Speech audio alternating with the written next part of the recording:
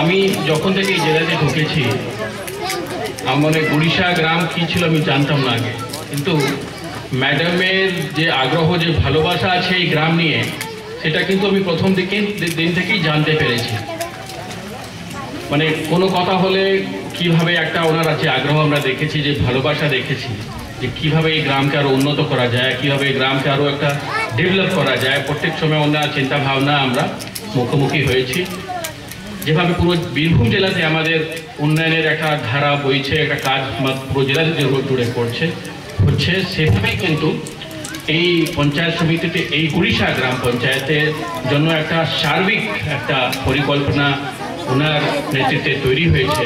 ইতিমধ্যে আপনাদের সভাপতি বলেছেন যে কীভাবে আমরা এসে মাঝখান মাঝে মাঝে এখানে এসে আমরা আপনাদের সঙ্গে বসেছি, লোকাল পঞ্চায়েত সঙ্গে বসা হয়েছে, ওনারাও খুব সহযোগিতা করেছেন। একটা প্যাকেজ তৈরি করা হয়েছে যেখানে অনেকগুলো রাস্তাঘাট নানা ধরনের এখানে পরিকল্পনা করা হয়েছে, প্রকল্প নেওয়া হয়েছে।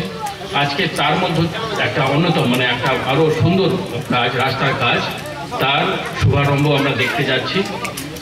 আমাদের পুরো বিশ্বাস যে যেভাবে ম্যাডাম রাস্তা দেখিয়েছেন, আমরা আশা করব যে এই পঞ্চায়েত সমিতি এই বিশেষত এই উড়িষ্যা গ্রাম পঞ্চায়েতের খুব ভালো একটা জায়গায় যাবে, একটু আরও সুন্দর চেহারা আগামী ভবিষ্যতে আমরা দেখতে যাচ্ছি।